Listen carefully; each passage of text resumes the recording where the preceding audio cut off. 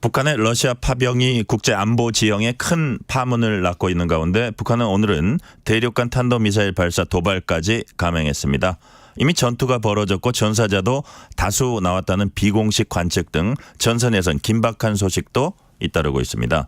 북한은 어떤 셈법을 갖고 있는지, 우리 정부는 어떻게 대응해야 하는지, 또 국제 정세는 어떻게 돌아가고 있는지 얘기 나눠봅니다.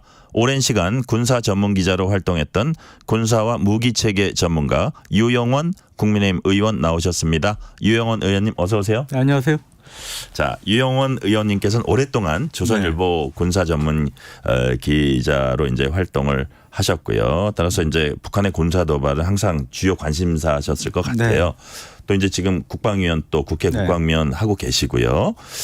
북한이 러시아하고 밀착하는가 싶더니 급기야 대규모 파병까지 했습니다. 북한이 왜 이러는 걸까요? 네, 이게 최근에 이제 도발 양상을 전부 천안함 연평도 포격 도발도 현장에서 취재를 했었고 지켜봤고요.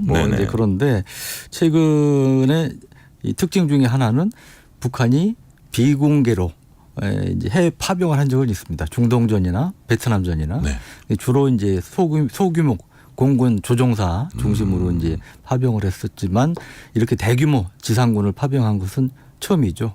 이제 그런 점에서 이게 특기할 만하고요. 두 번째로는 이제 불과 이제 얼마 전까지만 해도 야, 북한이 왜 저러냐, 이러다 일 나는 거 아니냐, 이렇게 이제 걱정하시는 분도 있었는데 적어도 단기적으로는 북한이 이제 고강도 국지도발 같은 거는 하기 좀 어려워졌다고 볼 수 있습니다. 왜냐하면 이제 북한이 러시아의 지금 국방부 김영현 장관 국회 답변에 따르면 벌써 한 1,000만 발 가까운 포탄을 러시아에 제공했다고 합니다. 말이 그렇지 1,000만 발이면 엄청난 양이죠. 와, 그러니까 북한이 군수산업 능력이 꽤 된다고 하더라도 만약에 북한이 전쟁을 하기에는 너무나 많은 양이 이제 러시아로 이미 넘어가서 간 거고요. 두 번째는 북한군 병력이 120만 가까이 된다지만 이번에 이제 파병되는 병력이 특수부대 아닙니까? 거기 10,000명 넘는 병력이 또 빠져서 러시아로 가는 거기 때문에 그런 점에서 보면 적어도 단기적으로는 북한이 그런 고강도 국지 도발할 가능성은 낮아졌다. 하지만 중장기적으로는 이게 우리한테 더 큰 위협으로 다가올 가능성이 높다고 볼 수가 있겠습니다. 어떻게 보면 이제 전쟁 연습이라고도 할 수 있고요. 실전 경험이라든지 이런 걸 통해서요. 그러니까요. 자, 북한은 지난해 12월 이후 10달 만에 오늘 다시 대륙간 탄도미사일 ICBM으로 추정되는 물체를 이제 발사를 했습니다. 자, 미국은 전략자산 전개로 대응한다는 얘기가 이제 나왔고요. 자, 의원님 보시기에 북한의 ICBM 발사하고 우리 측 대응 현황 어떻게 파악하고 계십니까? 그러니까 북한이 오늘 발사한 ICBM은 고도가 7,000km 그리고 비행 시간만 1시간 26분을 비행했습니다. 저는 이제 북한이 이 ICBM 발사를 이게 이제 정상적인 비행이 아닌 높은 각도로 쏘아 올린 고각 발사 형태였는데 이 고각 발사를 통해서 북한이 높이뛰기 세계 신기록을 계속 갱신해 가고 있다. 아, 그래요? 이제 그렇게 볼 수가 있습니다. 높이뛰기 계속 더 높게 쏘고 있는 거예요? 그러니까 ICBM 옛날에 이제 4,000km대까지 올렸는데 이게 이제 6,600 직전에 화성 18형이 6,600km였는데 세계적으로 그렇게 미사일 시험할 때 높이 올린 예가 없는데 이번에 그거보다 더 높은 7,000km까지 이제 올린 거고요. 비행 시간도 더 길어졌고 그래서 전에 이제 화성 18형, 17형만 해도 사실은 최대 사거리가 한 15,000km까지 이제 나갈 수 있는 거 평가됐어요. 그러면 15,000km면 사실 북한에서 뉴욕 포함한 미 동부 지역 전역을 커버할 수 있는 거리죠. 그런데 이번에 그거보다 더 센 거를 시험한 거죠. 그러면 이거는 이제 사거리를 더 늘린다기보다 사거리 18,000 나간들 미국 본토를 때리려고 한다면 큰 의미 없는 거잖아요. 그러니까 그거보다는 탄두 중량을 늘리는. 그래서 지금까지는 이제 단일 탄두를 가진 ICBM 능력을 보여줬다면 이제는 그 미사일이 여러 개의 핵탄두를 달 수 있는 더 센 미사일을 만들 수 있다. 이제 그런 것을 이제 과시한 것으로 볼 수 있고요. 미국은 봐라. 그러니까 그리고 이제 주로 미국을 겨냥한 거죠. 그리고 이제 우리는 이에 대해서 한미는 이제 미 전략자산 전개 등으로 이제 대응을 이제 할 예정이라고 합니다. 자, 한미 국방장관이 워싱턴 DC에서 이제 한미 안보 협의회 SCM이죠. 북한의 러시아 파병 강력히 규탄한 직후에 북한이 쐈습니다. 불과 5시간 만에 미사일 발사 이제 공개했고 김정은은 발사 현장에서 적에 대한 대응 의지 알리는데 철저히 부합되는 적절한 군사 행동이다 이렇게 네. 자평을 했습니다. 네. 미 대선이 또 다음 주잖아요. 그렇죠. 임박했고. 맞습니다. 아무래도 복합적인 뜻이 담겨 있는 것 같아요. 그렇습니다. 네. 네. 사실은 많은 전문가들이 분명히 북한이 미 대선 앞두고 이 몸값을 올리기 위해서 네. 이제 ICBM이나 발사 이런 이제 전략 도발할 거다 예상했는데 예상대로 이제 도발을 한 셈이고요. 근데 한 가지 특이할 거는 네. 북한이 이런 ICBM 등을 시험했을 때 당일날 오후든지 당일에 김정은 직접 뭐 이렇게 얘기했다 이런 보도를 자세히 한 적이 없어요. 보통 다음 날 네. 노동신문 등을 통해서 그러니까요. 보도했는데 이렇게 보도한 것도 이례적이죠. 그러니까 그만큼 빨리 뭔가 메시지를 전하고 싶다는 이제 그걸 우리가 배경에 알 수 있고 그래서 말씀하셨다시피 한미 국방장관 회담 직후에 맞대응하는 성격이 있고 미 대선을 겨냥한 게 있고 또 한 가지는 아시다시피 지금 북한군의 이제 러시아 파병이 네. 우크라이나 전 참전이 국제적인 이슈가 되지 않습니까? 그래서 이에 대해서 북한 내부에서 동요하는 분위기도 있다고 국정원에서 국회에 보고를 했는데 이러한 이제 내부 동요를 차단하고 또 외부 관심도 다른 데 돌리기 위한 이런 복합적인 의도가 있는 것으로 보입니다. 네. 자, ICBM 관련해서 북한이 핵탄두 대기권 재진입 기술 네. 러시아로부터 이제 이전 받을 것이냐, 네. 뭐 이미 확보했냐, 뭐 여러 가지 얘기들이 있는데, 네. 근데 제일 우리가 주목해 보는 게 이번 파병의 반대급부로 네. 이런 첨단 미사일 기술들을 북한이 전수 받을 거다. 네. 이럴 가능성은 있다고 보세요. 앞으로는 있을 걸로 봅니다. 하지만 네. 오늘 시험 발사만 보면 ICBM 발사만 보면 네. 그 부분은 확인이 안 된다. 네네. 왜냐하면 이 정상적인 비행 이러면 이제 일본 열도를 넘어가서 태평양상에 떨어져야 되는데 그게 아니고 또 고각 발사를 했기 때문에 예. 정상적인 재진입 시험은 못한 겁니다. 그렇기 때문에 이제 확인이 안 된 것이고 그래서 뭐 러시아 북한군 파병 대가로 ICBM 재진입 기술을 받았을 가능성이 있다고 현재까지는 보기 어려울 것 같습니다. 네네. 자, 그렇지만 북한이 정말 작심하고 러시아를 도와줬기 때문에 그 네. 가능성을 배제할 수는 없을 것 그렇죠. 같다. 앞으로 예. 이제 북한군 뭐 이제 전투 과정에서 이제 사상자가 나올 수도 있고 네. 뭐 이제 그런 것들이 이제 구체화되면 북한이 이제 반대급부를 요구할 수 있는 목소리도 커지지 않겠습니까? 네네. 그럼 러시아 부담도 커질 것이고요. 그럴 경우 이제 가능성이 있죠. 네. 자, 한미 SCM 공동성명에선 9년 만에 비핵화란 표현이 빠졌다고 합니다. 네. 북핵 관련 조항에서 기존의 북한의 완전한 비핵화라는 이제 목표가 빠지고 북한의 핵 개발을 지연시킨다는 문구가 들어갔어요. 그렇다면 북핵 대응이 어떤 변화의 조짐 이런 거라고 봐야 되나요? 네, 이제 이것만 보고 그러면 이제 정말 비핵화 포기한 거 아니냐 이런 일부 시각도 있는데 그건 아니고요. 그건 아니고요. 예, 이제 비핵화 목표에는 우리 한미 양국의 목표에는 변함이 없다고 합니다. 다만 지금 보면 현실적으로 북한 핵 미사일 위협이 급속도로 고도화되고 있기 때문에 네. 이거를 단시일 내에 무력화하는 것은 현실적으로 거의 불가능하지 않겠습니까? 그래서 오늘 이번에 이제 그 발표 내용 중에도 네. 북한의 핵 개발을 지연시킨다 이런 표현도 들어갔는데 이런 것들은 이런 현실을 좀 감안한 그런 이제 표현으로 볼 수가 있겠습니다. 네네. 기조가 바뀌었다. 이건 우리가 좀 더 살펴봐야 될 부분이고요. 네. 국방정보본부가 국회 정보위에 이제 보고한 바에 따르면 북한군 선발대가 러시아 서부 쿠르스크 전선에 투입됐을 가능성이 있다, 개연성이 있다 이렇게 했고요. 또 외신은 뭐 이런 보도도 하고 있습니다. 북한군이 이미 우크라이나에 침투했다. 교전이 벌어져서 다수 사상자가 나왔다. 뭐 이런 보도도 나오고 있는데 자, 국회 국방위원으로서 의원님이 지금 최근에 북한군 상황 어떻게 파악하고 계십니까? 네. 사실 저도 좀 아쉬운 부분인데 이 정보위에는 이제 국정원이나 국방정보본부에서 이렇게 수시로 이제 최신 정보 이런 것들을 보고를 해 주시는데 국방위는 그렇지 않습니다. 국방위도 해야 될 것 같아요. 네, 그렇습니다. 좀 저희 이제 국방이 여야용 같이 이제 국방정보본부 쪽에다 이제 그런 요청도 하는데 이 관련해서 아직까지 특별하게 따로 브리핑을 받은 바는 없고 그래서 저도 이제 언론에 보도된 거 중심으로 이제 계속 추적을 하고 있는데 근데 우리가 하나 좀 유의해서 봐야 될 게 있을 것 같습니다. 뭐냐면 최근에 보도 중에 뭐 북한군 일부 부대가 한 명 빼고 다 전사했다. 예, 예. 뭐 이런 것도 어디 나오지 않았습니까? 그런데 이제 우크라이나가 우리가 기본적으로 이제 지원을 해줘야 되지만 우크라이나가 굉장히 절박하잖아요. 예. 그러다 보니까 우리나라를 포함한 우방, 미국, 뭐 유럽 마찬가지인데요. 이 지원을 가급적 많이 끌어내고 싶겠죠. 그러다 보니까 이제 좀 부풀려진 정보 같은 것을 이제 뭐 우크라이나 정부가 아니더라도 관련된 기관, 네. 단체에서 이제 흘리는 보도하는 그런 경우도 종종 있는 것 같습니다. 그래서 아까 뭐 교전 중 사상자가 생겼다 이런 부분들은 우리 정부 당국에서도 확인 안 됐다 이런 반응을 보인 것으로 알고 있는데 네. 좀 신중하게 우리가 접근할 필요가 있을 것 같습니다.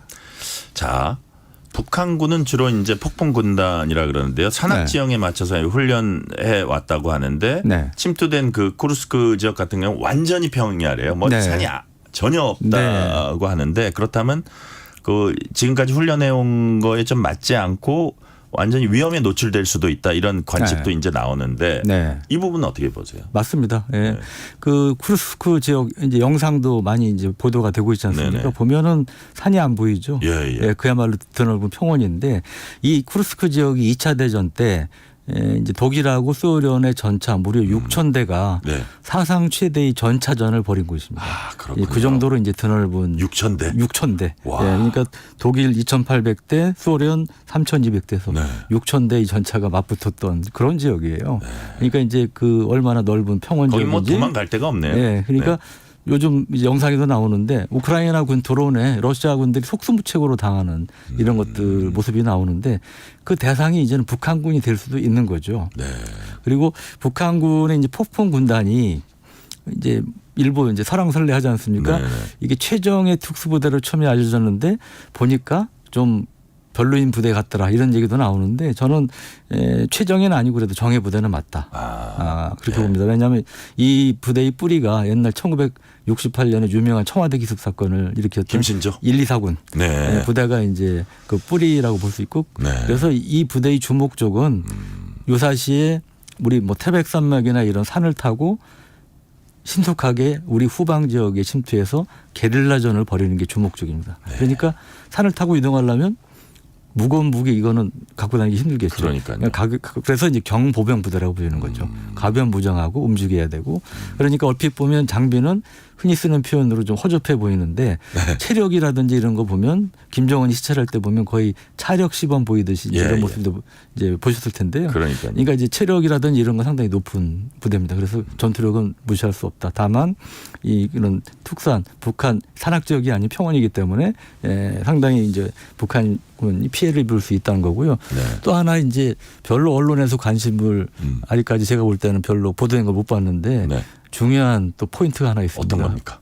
그게 뭐냐면 우리가 6.25 전쟁 때도 겪었던 건데 미군이 처음 왔을 때 우리 남한 사람인지 북한 사람인지 한국군인지 북한군인지 헷갈렸을 거 아닙니까? 네네. 그렇죠? 근데 마찬가지라는 거죠. 북한군도 이게 우크라이나 군인지 러시아 군인지 피하 식별이 이제 어려울 수 있다는 거죠. 그래요? 예. 그래서 상당히 그런 면에서 혼란이 벌어질 수 있다. 그러니까 지금 구성을 북한군 30명당 통역 1명, 러시아군 3명을 끼워서 한다고 그러는데 이제 그런 문제에 대비하기 위해서 그런 거 같고 또 하나는 이제 언어 문제입니다. 피하 식별과 언어 문제. 예. 그래서 이제 그런 것들이 실제로 또 북한군이 겪을 이제 큰 현실적인 어려움 중에 하나일 것으로 예상이 됩니다. 네. 자, 우크라이나는 이제 조만간 특사를 우리나라에 보낼 예정입니다. 북한군 관련 정보 교환하고 무기 지원 방안도 이제 논의할 걸로 보이는데 의원님이 보시기에 적정한 수준의 지원 어느 정도라고 보십니까? 그러니까 이거는 정말 그 북한군의 개입 수준, 참전 수준, 역할에 맞춰서 이 비례적 대응을 하는 게 맞다고 봅니다. 그래서 일정 부분 예를 들어 지금 이제 북한군 참전이 아직 공식 확인되지는 않았는데 본격적으로 이제 참전 전투를 벌이는 게 확인된다면 이제 뭐 예를 들어 드론 대응 장비라든지 뭐 대공 미사일이라든지 이런 방어용 무기는 좀 지원할 수 있다고 생각하고요. 그리고 대통령께서 언급하신 살상 무기, 정확하게 공격용 무기죠. 이거는 뭐 이제 저는 마지막 카드로 한번 고려해볼 만하지 않을까. 그건 좀 갖고 있어야 된다. 그렇죠. 너무 섣불리 쓸 건 아니고. 쓰지 말고요. 자, 그 의원님께서 말씀하신 지금 미사일 방어 무기가 미사일 호크 이런 것들 말씀하시는 거죠? 네, 그러니까 대공 미사일인데 이제 우크라이나에서는 이제 우리 군의 신형이 이제 천궁-1 이건 주로 항공기 잡는 거고요. 천궁-2가 탄도미사일 요격하는 요격 미사일인데 이제 러시아의 미사일 드론 공격을 계속 받으니까 그에 대한 방어 수단으로 희망을 하는데 천궁-1, 2는 이제 쉽게 얘기해서 우리 코가 석자인 거죠. 우리 이제 군에서 상당히 아직도 필요하기 때문에 빼서 주기는 힘들다는 게 이제 군의 판단인 것 같고요. 그러다 보니까 한 2년 전쯤에 퇴역한 이제 호크 미사일 이제 같은 구형 미사일을 제공하는 방안도 이제 고려 중인 것으로 알고 있습니다. 자, 탄약 지원 문제 관련해서요. 일각에선 미국이 탄약 지원하고 그 빈 부분을 한국이 미국에 줘서 사실상 우회적으로 지원한다 이런 이제 관측을 내는 데도 있는데 대통령실은 일단 탄약 지원설 사실 무근이다 이게 공식 입장입니다. 이 시점에 그 탄약 지원 같은 것도 어떤 전투가 어떻게 되나를 봐서 맞춤형으로 변할 수도 있는 부분이라고 보세요. 그러니까 탄약 같은 경우는 직접적으로 적군에 피해를 입히는 거 아닙니까? 그러니까 살상용 공격 무기라고 볼 수가 있죠. 그래서 이거는 이제 신중하게 할 수밖에 없고 접근할 수밖에 없고요. 그래서 대통령실에서 어제 고위 관계자가 브리핑할 때도 그 부분에 대해서 명확하게 부인을 했죠. 그래서 전 현재까지는 적어도 현재까지는 그 부인한 입장이 팩트로 알고 있습니다. 팩트다. 예.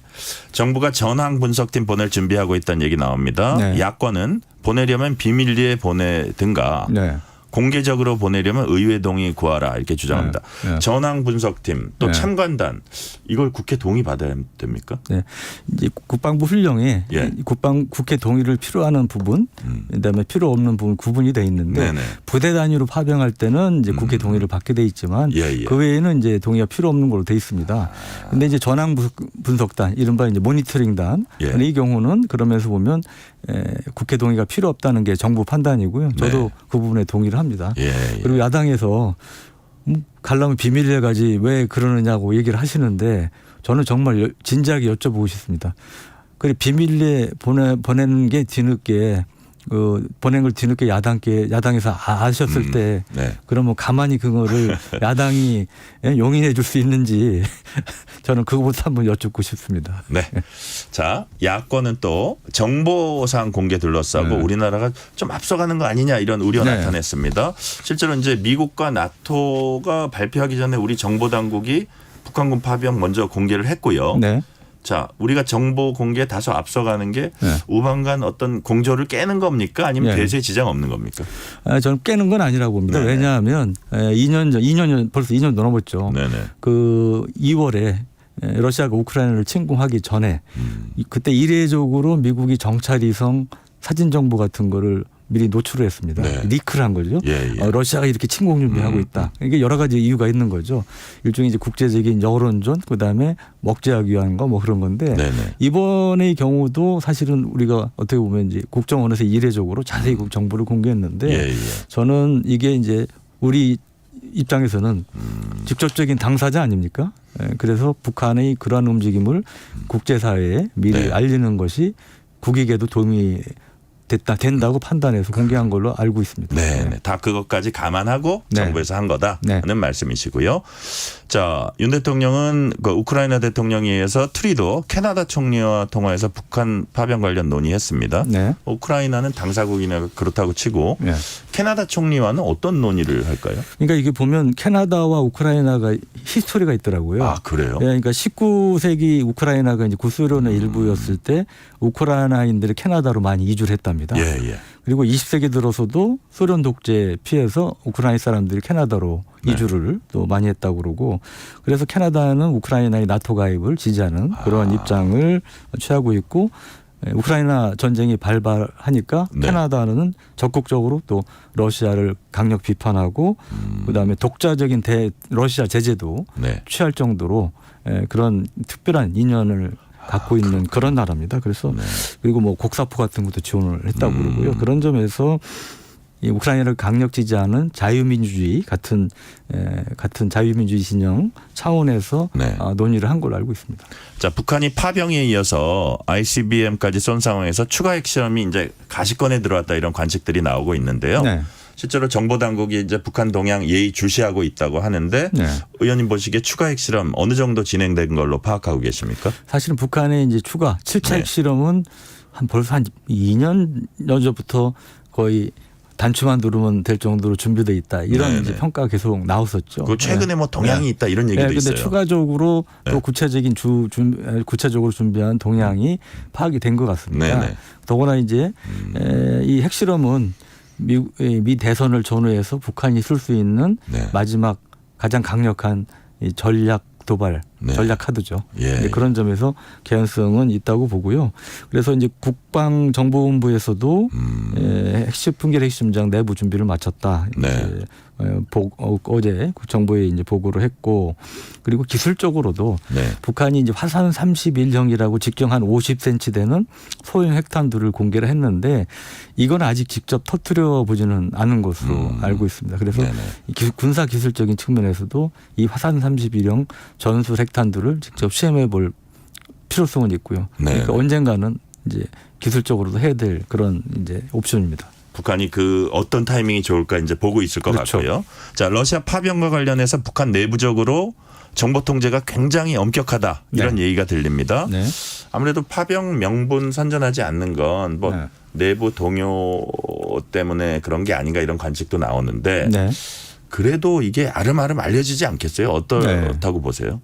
그러니까 지금 우리가 해외 파병할 때는 네. 파병 결정 과정에서 정치권 등의 이제 국내 여론이라든지 정치권 논란이 있지만 파병된 다음에는 적극적으로 우리가 자랑스럽게 생각하고 홍보 많이 하지 않습니까? 네. 근데 지금 김정은은 쉬쉬하고 있죠. 그래서 이거는 기본적으로 저 국정원 보고에 따르면은 병사 1인당 월 2,000달러. 예. 씩 받기로 하고 보냈다고 하지 않습니까? 그게 용병인 외화 거죠. 머리 차원에서는 되게 큰 거네요. 그렇죠. 네. 북한 입장에서는 김정은 입장 큰 거죠.